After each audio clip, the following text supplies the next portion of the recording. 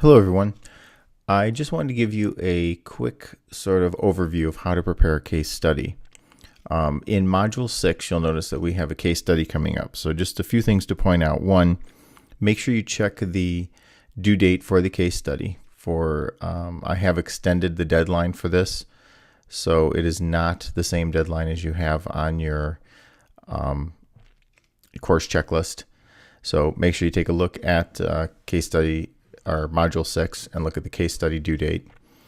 First, when you go to the case studies, you click on the link for the case study. It will bring you up to a description of what I expect in the case study, some basic guidelines for how it should be formatted, that is margins, double spaced, so forth and so on. So you can read that on the Module 6 where the case study is. The case study is the Ford Pinto case. It's a fairly famous business ethics case in which the Ford Motor Company released a car that it knew had a defect. That defect was the car tended to have its fuel tank ruptured when it was in a rear-end collision at speeds over 25 miles an hour. Ford also knew that for a very small amount of money, it could fix this problem so that the fuel tank would not rupture when hit from behind. So it was an $11 fix.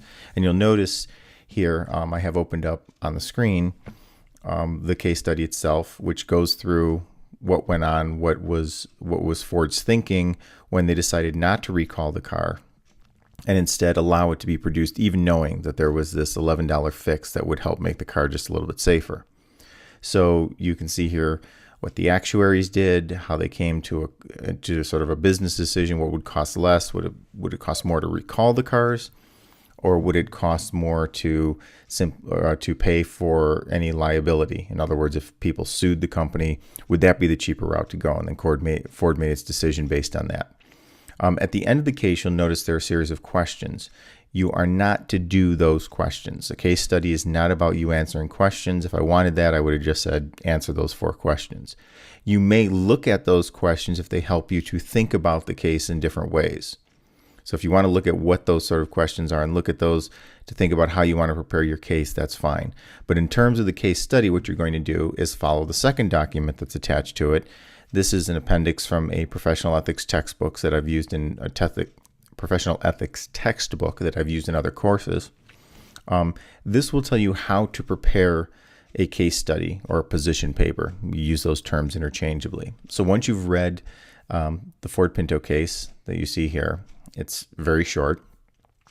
Then I want you to go and read Appendix 2 here on how to prepare a case study. So there are a series of things that it tells you to do from the beginning. Now, the first part of Appendix 2, getting out the relevant facts, clarifying the conflicting moral values and principles, reflections on your list, make and articulate your decision, justify your decision, anticipate criticism, clarify the cost. These 6 things that the appendix is telling you to do are your notes to yourself. So I will not see these. After you've read the case or while you're reading the case, you should be thinking about these 6 things. What are the facts of the case? What's the moral conflict here? In other words, for there to be some sort of moral dispute or moral issue, there's got to be some sort of conflict here. So what you should do is look at the Ford case and say, well, what was at stake here? What is this a conflict between? Reflect on your list, look at what the moral principles are, look what the facts of the case are, think about this, ask yourself what you think the correct course of action was for Ford. Did they do anything wrong? Who was responsible for the decision? These are the sorts of questions you'd be asking. Make and articulate your decision. So what do you think? Should Ford be held liable for the harm that was caused to Lily Gray and Richard Grimshaw? Shouldn't they? Was this a legal decision? Is this a moral issue? And is there a distinction between those two? So it's possible to look at this and say, from a legal standpoint, it might be the case that there is no case. From a moral standpoint, though, I think there's plenty of room to say that there's a morally right decision in this case. Then you should justify your decision. So in a case study, it's not just enough to say, yes, Ford was wrong, or no, Ford wasn't wrong for what it did. You've got to give me a justification. You've got to give me reasons. And those reasons will appeal to the things that we've done in the case. when you say who's responsible and responsible for what and what did they owe and why are they responsible, you should appeal to the authoritative things that we've discussed throughout the entire course. So the moral theories, you don't have to discuss every moral theory. I'm not expecting you to go through and tell me or retell me what each moral theory says about this case. What I want you to do is say, what do you think is the correct moral course, and then justify it using those tools, using those theories that we've presented throughout the course. And then you should anticipate criticisms of your view. So whatever view you take, ask yourself, how would somebody object to this? How could somebody take the other side? How would somebody play devil's advocate? Once you've got those notes, now you're ready to write your case study. And that's the second part. And you'll notice the guidelines for preparing a position paper. And in here, it talks about how you should put this down in writing. So in a philosophy paper, if you've never done a philosophy paper, if you've never done a case, you should know that it is perfectly acceptable, one, for you to start out your paper with something like, in this paper, I will argue that Ford should or Ford should not have released the carpal boom. Or in this paper, I will argue that Ford shouldn't have done this and X should be held accountable, or X is responsible for the harm that was caused. So something along that lines is perfectly fine. In fact, I prefer it. I should know within the first 3 or 4 sentences of your case study exactly what position you're taking.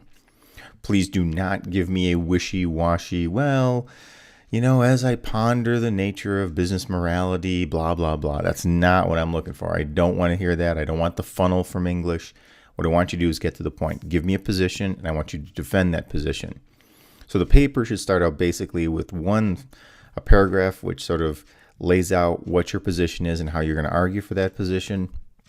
If you want, you can bring up the relevant facts, so a paragraph or so of a description of the case. Since I know the case, and I know the case, it's not necessary for you to go and just give me a page of summary of the case. I already know the case, so if what you need to do, or if you need to talk about or summarize it quickly, do so. And that summary should bring out the relevant facts, or the facts that you think are most relevant to defending your position. Once you've done that, give me your argument. Tell me why you think Ford should or should not be held accountable. And again, you can go into details about who you think should be held accountable, if you think it should be individuals, or if you think it should be the corporation, or if you think neither should be held accountable, they didn't do anything wrong. Whatever it is, you should be making that argument. And then once you've made your argument, so you've already laid out your position at the beginning, here's what I'm going to argue. Here's a quick summary of the facts that I think are relevant. Here's my justification for my position.